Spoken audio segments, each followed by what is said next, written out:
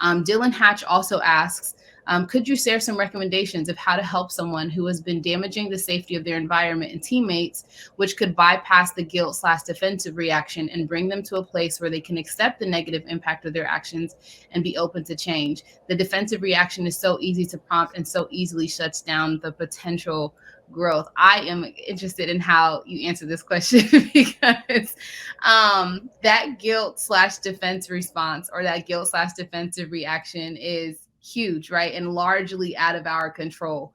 So I'm interested in you all's perspective about how to, so at least to bypass that if possible, or at least minimize that in the way that you approach the situation. Yeah.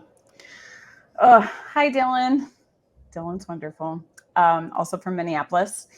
I think that defensive behavior is such a tough, it's tough, right? It doesn't feel good when you're being defensive, and it definitely doesn't feel good when you want to make progress in an area and you feel the other person being defensive, right?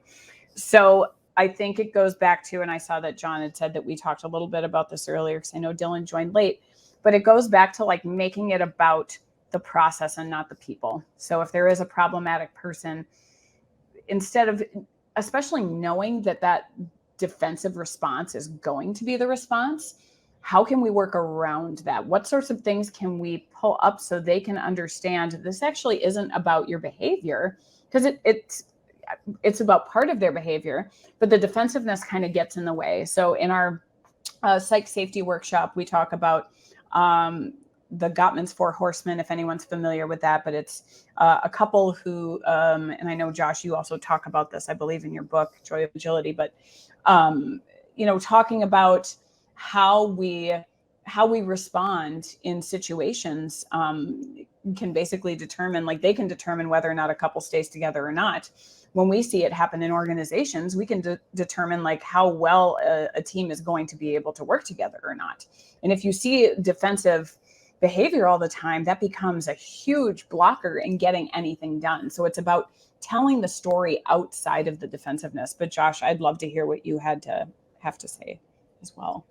Yeah, I mean, I everything you said makes wonderful sense. I love I used to call it being issue oriented rather than focusing on a person. What are the issues? How can you be a high performance team if you're not focusing on improving things? Problems are meant to guide us towards learning, growing. They're good for us. They're going to happen. We have to embrace them. So, but we can't just ignore them. So if someone's creating a toxic environment or a unsafe environment, you've got to find a way to speak up in a safe way to say, this is my experience, this is what's happening, I know we can do better. But it's not about blaming people, it's about improving the situation. Just think about helplessness is really toxic to psych safety, right? So don't be helpless if you can possibly avoid it. Find a way to make a change. Awesome. Darius also added, he said, thanks for the response. Long story short, for me, it turned out to give me apathy. And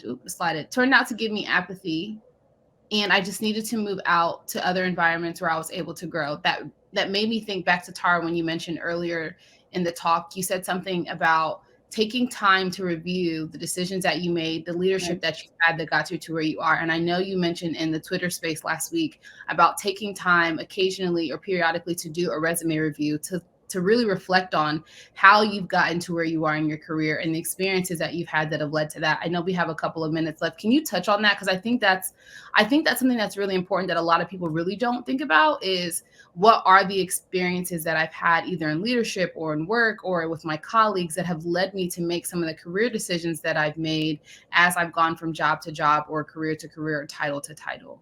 Yeah. Well, since we are kind of wrapping up, like something that I would say, like really paying attention to like how you respond, but it has to start with you. So it can't be about like, this person did that to me, this person did that to me, this is how it's impacted.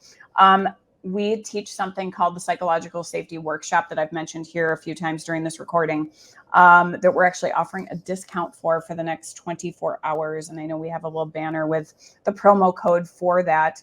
The promo code is Psych Safety 2023, all lowercase and all connected. But in the workshop, we actually work in real time to help you process exactly what those things that Jay is talking about. So how can you start to look at the ways that you have evolved? Like what are the biggest moments that you've had in your work life that have impacted you both positively and negatively? How does that look now? How you show up to work in your position of power?